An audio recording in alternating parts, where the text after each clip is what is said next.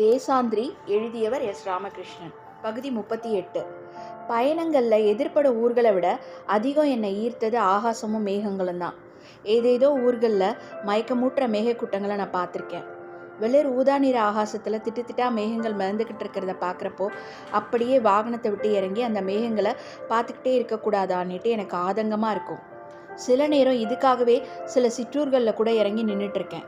பயணம் கற்றுக் கொடுத்த எத்தனையோ விஷயங்களில் ஒன்று மேகம் பார்த்தல். கைத்தொடும் நெருக்கத்தில் மேகங்களை பார்க்கணுன்றதுக்காக மூணாறு போயிருக்கேன். எப்போது மனது சோறு கொள்ளும் நாளில் மூணாரை நோக்கி கிளம்பிடுவேன். கேரளாவின் பசுமை சிகரம் அது. மூணாறு பச்சை சாறு வழியும் பிரதேசம். அங்கே காற்று கூட பச்சை நிறத்தில் தான் இருக்குது. அங்கே போய் இறங்கினதும் அடர் பசுமையும் குளிர்ச்சியும் உடல் முழுசும் பற்றி கொள்ள நாமே ஒரு நீர்த்தாவரம் போல் ஆயிடுறோம். மூணாறு கடல் மட்டத்திலேருந்து 8000 அடி உயரத்தில் இருக்குது. கேரளாவோட பகுதியாக இருந்தபோது அங்கே உள்ள தேயிலை தோட்டத்தில் வேலை செய்யறதுக்காக சென்ற தமிழ் குடும்பங்கள் இன்னைக்கு மூணாறின் நிரந்தர வாசிகளாகிட்டாங்க. ஆதியில் இந்த பகுதி முழுதும் பழங்குடியினத்தான் வசித்து வந்தாங்கன்னோ, அவங்க தான் நிலத்தை பண்படுத்தி விளைநிலமாக்குனாங்கன்னோ, அவங்கள விரட்டி அடித்து இந்த இடங்களை கண்காணிகள் கைப்பற்றிக்கிட்டாங்கன்னோ உள்ளூர்வாசிகள் சொல்கிறாங்க. 1000 கைகளின் உழைப்பு இந்த பசுமைக்கு பின்னால் ஒளிஞ்சிருக்கிறதுன்றது பார்த்ததுமே தெரியுது.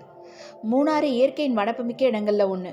பரபரப்பான நமது நகர வாழ்விலேருந்து துண்டிச்சுட்டு இது போன்ற இடங்களுக்கு போகிறப்ப தான் நாம் முதல்ல உணர்வது அதன் மாபெரும் தனிமையை. யாரோ நம்ம பசுமையின் கோப்பை ஒன்றுக்குள்ளே தூக்கி போட்டுட்டது போலவும், ஒரு மீன் குஞ்சு தண்ணீருக்குள் மிக ஆசுவாசமாக நீந்திட்டு இருக்கிறது போலும் நம்ம அந்த பசுமை வெளிக்குள்ளே அலைந்து திரிய தூங்குறதும் நடந்தேறுது. இயற்கையை நாம் தொட்டி செடிகளில் அலங்கார பூக்களில் மட்டும் பார்க்குறோம். நகரில் இருக்கிற மரங்கள் இலை அசைப்பதை கூட நிறுத்தி உறைந்து போயிடுச்சு. சாலையோரத்தில் இருக்கிற அரச மரம் ஒன்று இலை முழுசும் வாகன புகையின் கருமையும் தூசியும் படிஞ்சு ஒரு நோயாளியை போல் பலவீனமாக மூச்சு விட்டுக்கிட்டு இருக்கிறத பார்த்தேன். வாகனங்களோட புகை கேட்லேருந்து நம்ம பாதுகாத்து கொள்ளவே நமக்கு தெரியலை. பின் எப்படி இந்த மரங்களை, செடிகளை, பறவைகளை பாதுகாக்கிறது? பெருநகரில் அலுவலக சுவரின் வால்பேப்பரில் மட்டும் நீர்வீழ்ச்சி வழிஞ்சிட்ருக்கு. வரவேற்பறையில் பிளாஸ்டிக் பூக்கள் வாசனையற்ற பிரேதம் போல் வெறிச்சிக்கிட்டு இருக்கு. வீட்டு செடிகள் கூட தயங்கி தயங்கி தான் காற்றுல அசையுது. நகர வாழ்வில் இயற்கைன்றது மிகப்பெரிய ஆடம்பரம். தோட்டமுள்ள வீடும் பறவைகள் சப்தம் கேட்கும் குடியிருப்பும் ரொம்ப வசதியான வாழ்வின் அடையாளம். ஆனால் மூணாறில் இயற்கை தன் எல்லையற்ற பெரும் பரப்பில் கண்ணில் கொள்ள முடியாதபடி விரிஞ்சு கிடக்கு. அதுலேயும் டிசம்பர் மாதத்தின் மூணாறு கொள்ளும் அழகு ரொம்ப விந்தையானது. அது ஒரு பசும சொர்க்கம். கண்ணு கேட்டிய தூரம் வரை தேயிலை தோட்டமும் வளைஞ்சு வளைஞ்சு செல்லும் சாலையும் நீர்நிலைகளும் மலைமுகடும் ஒளிந்து சப்தமிடும் பறவையும் மூணாறில் மட்டுமே காண முடிகிற வரையாடுமா அது ஒரு தனி உலகம். ஆதியில் உலகம் இப்படி தான் இருந்திருக்கணுன்றதுக்கு சாட்சி அது. வெள்ளைக்காரங்க மூணாறு இடம்பெயர்ந்து வந்துட்ட சுவிட்சர்லாந்துன்னே நினச்சிட்டு இருந்தாங்க. அவங்களோட குடியிருப்பு மற்றும் தங்கும் விடுதிகள் தான் ஆரம்ப நாட்களை மூணாறின் அடையாளமாக இருந்திருக்கு. இன்றைக்கி அவங்களது பங்களாக்கள் காலத்தின் சாட்சியை போல் அங்கங்கே தென்படுது. டிசம்பர் மாதத்தில் பனிப்புகை மூணாறின் சாலைகளையும் மரங்களையும் விழுங்கிடுது. மெல்ல பனியின் ஊடாக பயணம் செய்து மலையின் முகடுகளை அடைஞ்சால் சூரிய வெளிச்சம் ஆகாசத்துலேருந்து சொட்டி சொட்டி பூமிக்கு வரதை பார்க்க முடியும். அதோடு மேகக்கூட்டங்கள் பள்ளத்தாக்கின் மீது ஊர்ந்துட்டு இருக்கிறதையும் அது மெல்ல நம் கைகளை நோக்கி நகர்ந்து வர்றதையும் பார்க்க முடியுது. தென்னிந்தியாவின் மிகப்பெரிய சிகரமான ஆனைமுடி இங்கே தான் இருக்குது. மலையேறுபவர்களுக்கு மிக பிடித்தமான இடம் அது. மூணாறின் இன்னொரு சிறப்பு இங்கே பூக்கிற நீலக்குறிஞ்சி. 12 ஆண்டுகளுக்கு ஒரு முறை பூக்கும் மலர் இது. நீலக்குறிஞ்சி பூக்கும் காலத்தில் மூணாறு முழுசும் வர்ணஜாலமாக இருக்குது. மலைநகரங்களை சுற்றி திரியிறப்போ விதவிதமான மேகங்களை பார்க்க முடியும். சில வேளைகளில் எங்காவது சாலையின் சரிவில் இறங்கி வரப்போ மேகங்கள் நமக்காகவே காத்துக்கிட்டு இருக்கிறத போல் தனியே சோபையோடு இருக்கும். மலை பிரதேசங்களில் இருக்கிற மேகங்கள் எல்லாம் ஒன்று போல் இருக்குது. வெக்கையும் கோடையுமே வாழ்வின் பகுதியாக அறிந்திருந்த எனது பாலியத்தில் கண்ட மேகங்கள் எல்லாம் வறண்டவ. அவை முரட்டு குணம் மிக்கது. சில நேரம் உருவிய வாளை போன்ற ஒற்றை மேகம் ஒன்று பனைகளுக்கு நடுவில் நின்றபடி ஊரை வெறிச்சு பார்த்தபடி இருக்கும். அந்த மேகம் என்ன வேண்டுகிறது, எதை வேண்டுகிறதுன்றது தெரிஞ்சுக்கிறதுன்னு தெரியாமல் அதை பார்த்தபடியே இருந்திருக்கேன்.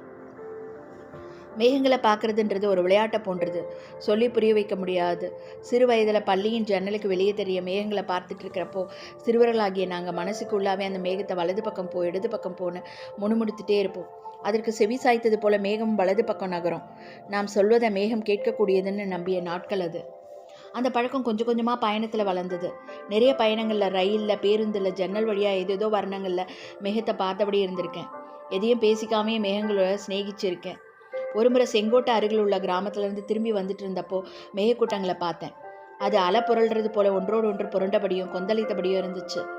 2-3 சிறுவர்கள் ஒருவர் மீது ஒருவர் கட்டி புரண்டு சண்டையிடுறது போல மேகங்கள் பிணிஞ்சு கிடந்தது. என்ன விளையாட்டுதுன்னு புரியலை. யாரோ துரத்துவது போல தப்பி ஓடுறது போலயும் அந்த மேகங்கள் களைவதும் கூடுவதுமா இருந்தது.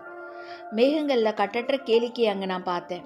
மனசு ரொம்ப நீண்ட நாட்களுக்கு பிறகு எல்லையற்ற சந்தோஷம் கொண்டது. அரை மணி நேரம் இருக்கும். மேகங்கள் ஓடி மறைஞ்சது. வானம் மேகங்கள் அற்ற துல்லியத்திற்கு வந்து சேர்ந்தது. வானத்தில் மென் ஒளியை தவிர வேற எதுவும் இல்லை. மனசு சிறு பிள்ளையை போல வலிக்கொள்ள துவங்குச்சு. அந்த மேகங்களை திரும்ப பார்க்கணும் போல இருந்தது. ஆனால் ஆகாசத்தில் அதன் சிறு துளி கூட மிச்சம் இல்லை. ஒவ்வொரு நாளும் ஆகாசம் ஒரு தோற்றம் கொள்ளுது. எங்கிருந்தோ மேகங்கள் வந்து நிறைகிறது. எதையோ பார்க்குது, கலைஞ்சிடுது. இடிபாடுகளாகி கிடக்கும் ஹம்பிக்கு போயிருந்த நாளில் காலம் தின்றது போக மிச்சம் இருக்கும் சிதிலங்களுக்கு நடுவில் ஒரு மேகம் எட்டி பார்த்துக்கிட்டு இருந்ததை பார்த்தேன். அந்த ஒரு நிமிஷத்தில் அந்த மேகமும் பல நூற்றாண்டுகளுக்கு பின்னிருந்து எட்டி பார்க்குதோன்னு தோணுச்சு. ஹம்பியின் ஆகாசமும் மேகமும் தெளிவற்றே இருந்துச்சு. கண்ணுக்கு தெரியாத ஒரு ஒழுங்குக்குள்ளே இந்த மேகங்கள் இருக்குது. அதுபோல் ஒவ்வொரு ஊருக்குன்னும் ஒரு வித மேகங்கள் இருக்குன்னு தோணுது. ஒரு முறை அம்பாசமுத்திரம் அருகே இருக்கிற சாலையில் ஒரு தாமரை குளத்தை பார்த்ததும் இறங்கி தாமரை பறிக்கலான்னு முடிஞ்சப்போ பின்னலிருந்து ஒரு மேகம் எண்ணெயும் குளத்தையும் தாமரையும் எட்டி பார்ப்பதை பார்த்தேன். அந்த மேகம் மிக மெதுவாக தண்ணீரின் மீது ஊர்ந்து நனையாமல் கடந்து சென்றது. நான் நிமிர்வதற்குள்ளே எட்டி பார்த்த அந்த மேகம் கடந்து போயிடுச்சு. ரொம்ப அபூர்வமான அந்த தருணம் இன்றைக்கும் மனசில் அப்படியே தேங்கி கிடக்கு. சின்ன வயசில் நட்சத்திரங்கள் கைக்கு ரொம்ப நெருக்கமாக இருந்துச்சு. வயது ஏற நட்சத்திரங்கள் ரொம்ப தொலைவுக்கு போயிடுது. பால்யம் என்பது உலகம் நமக்கு மிக நெருக்கமாக இருந்த காலம் என்கிறார் ருஷ்ய இயக்குனர் டவுசென்கோ. அப்படித்தான் உணர்கிறேன் நானும்.